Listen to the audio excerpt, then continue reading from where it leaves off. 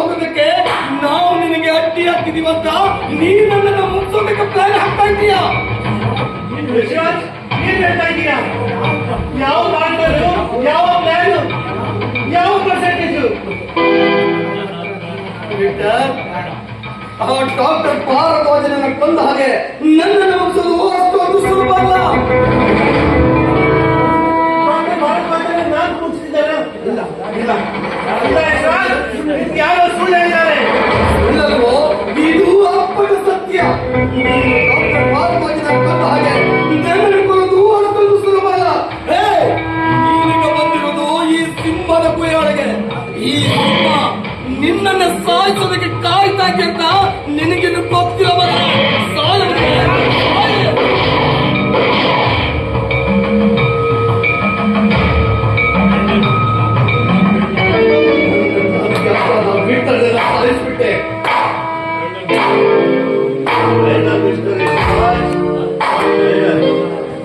ಅಂದು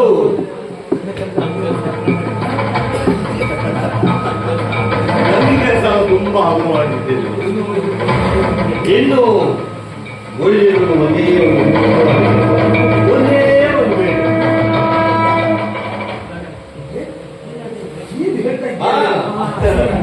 ಎದುರುಡ ಇನ್ನೊಂದು ಬೇಡ ಅನ್ನೋದು ನೀನುಗಲ್ಲ. ಇನ್ಸ್ಪೆಕ್ಟರ್ ಪ್ರಧಾನ ಅವನು ಕಾಲಿಗೆ ಅಡ್ಡಾಗ್ತಾ ಇರಲ್ವಾ? ಸೊ ಡೋಂಟ್ ವರಿ, ಅವನನ್ನ ನಾನು ನೋಡ್ಕೊಳ್ತೀನಿ.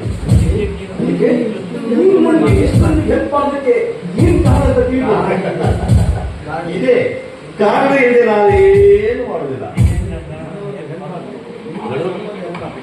ನಾನು ನಿನ್ಗೆ ಹೆಲ್ಪ್ ಮಾಡಿದ ಹಾಗೆ ನೀನು ನನಗೆ ಹೆಲ್ಪ್ ಮಾಡಿ. ನೀನ್ ನನಗೆ ಇಷ್ಟೊಂದು ಹೆಲ್ಪ್ ಮಾಡ್ತೀಯ ಅಂದರೆ ನಾನು ನಿನ್ಗೆ ಹೆಲ್ಪ್ ಮಾಡ್ತಾ ಇರ್ತೀಯ. ಏನಂತ ಹೇಳೋದು?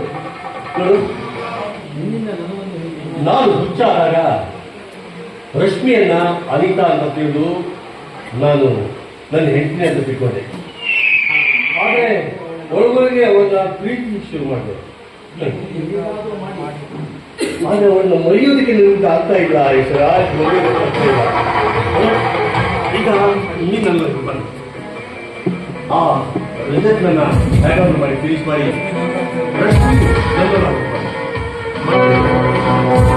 ಅವಾಗ ಹೇಳ್ತಲ್ಲ, ನೀನಂತ ಇಷ್ಟೊಂದು ಹೆಲ್ಪ್ ಮಾಡ್ತೀಯ ಅಂದರೆ ನಾನು ಒಂದು ಸಣ್ಣ ಹೆಲ್ಪ್ ಮಾಡ್ತಿರ್ತೀನ. ಹೆಲ್ಪ್ ಮಾಡ್ತಿರ್ತೀನಿ. ಹಾಗಾದ್ರೆ ಒಂದು ಆ ಪುಸ್ತಕ ಓದೆ. ಯಾಕೆ ಅಂತ ಹೆಸರು ಬೇಡ. ಆ ಪುಸ್ತಕವನ್ನು ನಾನು ಏನು ಮಾಡಲ್ಲ. ನೋಡಿ, ಈ ಪಿಸ್ತೂಲು ನಿನ್ ಕೈ ಇದ್ರೆ ಆ ವಿಕ್ಟರ್ನ ಕೊಲೆ ಆರೋಪ ನಿನ್ ಮೇಲೆ ಬರುತ್ತೆ ಅಲ್ವಾ? ಆದ್ರೆ ಒಂದ್ ವೇಳೆ ಈ ಪಿಸ್ತೂಲ್ ನನ್ನ ಕೈಗೆ ಬಂದಾಗ ಆ ಕೊಲೆ ಆರೋಪ ನನ್ನ ಮೇಲೆ ಬರುತ್ತೆ. ಆದ್ರೆ ನಾನು ಹುಚ್ಚ ಅನ್ನೋ ಸರ್ಟಿಫಿಕೇಟ್ ಇದೆ ಅಲ್ವಾ? ಸೊ ಕಾನೂನು ನನಗೆ ಏನು ಮಾಡಲಿಕ್ಕೆ ಸಾಧ್ಯ ಇಲ್ಲ. ಒಂದ್ ವೇಳೆ ಈ ಪಿಸ್ತೂಲ್ ನಿನ್ ಕೈ ಇದ್ರೆ ನಿನ್ ಮೇಲೆ ಆರೋಪ ಬಂದು ನೀನ್ ಜೈಲಿಗೆ ಬಿಡ್ತೀಯ. ಆದ್ರೆ ನಾನು ಮಾತ್ರ ಹುಚ್ಚ ಅನ್ನೋ